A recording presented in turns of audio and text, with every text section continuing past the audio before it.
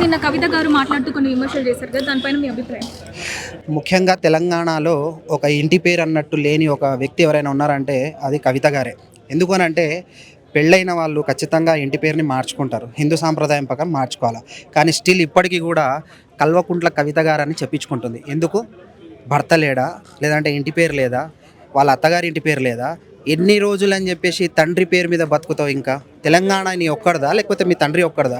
తండ్రి పేరు చెప్పుకొని బతికే నీకు పవన్ కళ్యాణ్ గారి స్వశక్తులతో పైకి ఎదిగి ఈరోజు ఇంత స్థాయిలో ఉన్న అతని వ్యక్తిని మీరు మాట్లాడే అధికారం కానీ మీకు ఆ స్థాయి కానీ లేదని చెప్తున్నాను. ఎందుకంటే ఫస్ట్ మీరు ఒక జెడ్పీటీసీ గాను ఒక సర్పంచ్ గాను ఒక ఊరిలో గెలిచి ప్రాపర్గా అప్పుడు మీరు మాట్లాడితే అప్పుడు మీరు చెప్పే మాటలు తెలంగాణ ప్రజలు నమ్ముతారు. అప్పటి వరకు మీరు ఏ చెత్తవాగుడు వాగినా కూడా తెలంగాణ ప్రజలు నమ్మడానికి సిద్ధంగా లేరు. ఇప్పుడు తెలంగాణ ప్రభుత్వం కానీ ఇవన్నీ ఇప్పుడు ప్రెస్ మీట్ని అపోజ్ చేయడానికి రీజన్స్ ఏమై ఉండదు? ఖచ్చితంగా కాంగ్రెస్ ప్రభుత్వం ఇప్పుడు ఖచ్చితంగా భయపడుతుంది. ఎందుకంటే ఇన్ని రోజులు వాళ్ళు చేస్తున్న 20% కమిషన్ పనులు ఏవైతే ఉన్నాయో వాటిని అరికట్టేందుకు జనసేన తన గొంతు తను ప్రశ్నించే గొంతుకను తెలంగాణలో రైజ్ చేయడం స్టార్ట్ చేసింది. అది భయపడి ఫస్ట్ 20% కమిషన్ కొట్టేది ఎవరు అని అంటే తెలంగాణలో పొన్నం ప్రభాకర్ గారు. ఎందుకంటే రవాణా శాఖ మంత్రిగా ఫస్ట్ కలెక్షన్స్ అక్కడి నుంచే స్టార్ట్ అవుతున్నాయి. కాబట్టి ఎక్కడ పవన్ కళ్యాణ్ గారు వచ్చి మా మీద పడతారో లేదంటే జన సైనికులు వచ్చి మా మీద పడతారో అని ఒక భయంతో నేను ప్రెస్ మీట్ పెట్టి చెత్తవాగుడు వాగడం జరుగుతుంది. అంటే పవన్ కళ్యాణ్ గారు డబ్బులు ఇస్తే ఏ వేషమైనా వేసుకుంటాడు అనే పొన్నం ప్రభాకర్ గారికి పంజాగుట్ట మోడల్ హౌస్ కింద పోయి మేకప్ చేయించుకోవడానికి టైం ఉంది. అంటే ప్రభుత్వ సమయాన్ని, ప్రభుత్వ వాహనాన్ని, ప్రభుత్వ డబ్బుని అడ్డగోలుగా ఖర్చు పెట్టే అధికారం నీకున్నప్పుడు నా సొంత డబ్బులతో పవన్ కళ్యాణ్ గారు ఎన్ని పథకాలను రెండు రాష్ట్రాల్లో ఇంత మంచి చేస్తున్న అతనికి చెప్పే అధికారం ఇంకెంత ఉంటుంది? నీకేం మాట్లాడే అధికారం అంత ఉంటే ఆయన మంచి చేసే అతనికి కోట్లాది మంది ప్రజలు దేవుళ్ళ భావించే అతన్ని మాకెంత అధికారం ఉంటుంది? అందుకనే ఆచి చూసి మాట్లాడాల్సిందిగా కోరుకుంటాను పొన్నం ప్రభాకర్ గారు. ఇంకోసారి మాట దొర్లినా ఈసారి జన సైనికుల చేతులైనా కాళ్ళైనా రాళ్ళైనా ఏదైనా దొరుకుతాయి. ఎందుకంటే సహించే కాడికి సహించినాం. ఈరోజు మీరు మీటింగ్కి పర్మిషన్ ఇవ్వకపోవడంతో ఈరోజు పట్టపగలు బట్టబయలన్నట్టు మొత్తం తెలిసిపోయింది మీ చరిత్ర అంతా. మీరు భయపడ్డారు అనే ఒక సంకేతాన్ని మీ అంతటా మీరే రిలీజ్ చేశారు. దానికి ఎంతో సంతోషిస్తున్నాం. ఎందుకంటే పవన్ కళ్యాణ్ గారు కటౌట్ పడగానే మీ కటౌట్లు అన్నీ పడిపోతాయని మీ అందరికీ బాగా తెలుసు.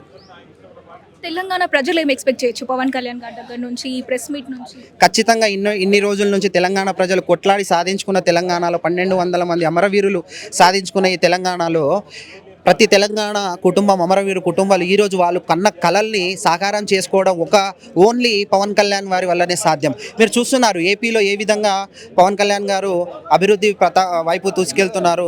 4 నేషనల్ అవార్డ్స్ రావడం, గ్రామ పంచాయతీకి ఎప్పుడు లేని తెలుగు రాష్ట్రాల్లో 4 నేషనల్ అవార్డ్స్ రావడం, ఇవన్నీ మీరు చూస్తూ ఉంటే ఒక సరైన నాయకుడు కావాలని చెప్పి తెలంగాణ ప్రజలకు కూడా ఉంది. ఈరోజు ఈ ప్రెస్ మీట్ కానీ లేదంటే ఈ సభ రద్దు కాని తర్వాత ఎంతోమంది ప్రజలు పవన్ కళ్యాణ్ వైపు, ఎంతోమంది యువత పవన్ కళ్యాణ్ వైపు మొగ్గు చూపుతున్నారని క్లియర్ కట్గా కనిపిస్తూ ఉంది.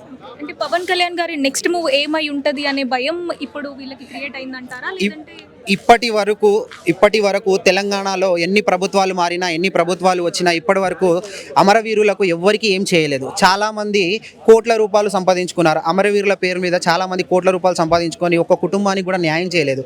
ఇప్పటి నుంచి మేము ఖచ్చితంగా జనసేన పార్టీ ప్రతి అమరవీర కుటుంబాలకు వారి దగ్గరికి వెళ్తాం. వారికి న్యాయం చేసే విధంగా జనసేన పార్టీతో పాటు వాళ్ళని కలుపుకొని ముందుకు తీసుకెళ్ళి ఈ రాష్ట్రాల్లో ఉన్న ప్రభుత్వం ఏదైతే ప్రభుత్వం కాంగ్రెస్ ప్రభుత్వం, రేవంత్ రెడ్డి ప్రభుత్వం చాతగాని ప్రభుత్వం అని క్లియర్ కట్గా తెలుసు. ఎందుకంటే మీరు ఇచ్చిన 6 గ్యారెంటీలు ఇప్పటివరకు ఒక గ్యారెంటీ కూడా మీరు చేయలేదు. అట్లాంటిది మీరు పెద్ద పెద్ద మాటలు మాట్లాడుతుంటే మాకు నవ్వుగా ఉంది. ఎందుకంటే రాష్ట్ర తెలంగాణ ప్రజలందరూ నవ్వుతూ ఉన్నారు మిమ్మల్ని చూసి. ఈరోజు ఖచ్చితంగా మేము ఈ మీటింగ్ ద్వారా, ఇప్పుడు మా నాయకుడు ఈ మీటింగ్ ద్వారా తను చెప్పేది దాన్ని ఏ విధంగా ఉంటుందో అదే విధంగా మేము తెలంగాణలో అమరవీరులను ముందుకు తీసుకెళ్లే విధంగా మేము తీసుకెళ్తాం. జనసేన పార్టీ ఇప్పుడు తెలంగాణలో ఎస్టాబ్లిష్ అవ్వబోతుందా? ఆల్రెడీ జనసేన పార్టీ గత 12 సంవత్సరాల కిందనే తెలంగాణలో ఎస్టాబ్లిష్ అయింది. ఎందుకంటే తెలంగాణలోనే పుట్టింది జనసేన పార్టీ. మీరు పాటలలో వినే ఉంటారు. తెలంగాణ గడ్డ మీద పాతిన జెండా ఈ జనసేన జెండా. దీని చరిత్రను ఎవరు మార్చలేరు, ఎవరు తురపలేరు. ఎందుకంటే తెలంగాణ చరిత్రలో పార్టీ పుట్టిందే ఇక్కడ, మళ్ళీ పార్టీ ఎస్టాబ్లిష్ కావడం ఏంటి? ఈసారి ఎస్టాబ్లిషన్ ఉండడు, తొక్కుకుంటూ వెళ్ళడమే ఉంటుంది. ఎందుకంటే మా నాయకులు కానీ అందరు కానీ చూశారు, ప్రజలకు ఏదైనా మంచి జరుగుతుందా, హామీలు ఇచ్చినా ఏమైనా జరుగుతాయా అన్నీ చూశారు. ఇప్పటివరకు ఎలాంటి హామీ జరగలేదు, ఇప్పటివరకు ఎలాంటిది కూడా ఏది ప్రభుత్వాలు ఇంతకుముందు ఉన్న ప్రభుత్వాలు ఇప్పుడున్న ప్రభుత్వాలు ఏది దాన్ని క్లియర్ చేయలేదు. సో అందుకని చెప్పేసి ఇప్పుడు ఖచ్చితంగా జనసేన పార్టీ రంగంలోకి దిగుతుంది. ఇక అందరికీ దబిడి దిబిడి ఉంటుంది అనేది క్లియర్గా చెప్తాను. పవన్ కళ్యాణ్ ఫ్యాన్స్ కానీ యూత్ జెన్సీ కానీ ఎలా రియాక్ట్ అవుతున్నారు?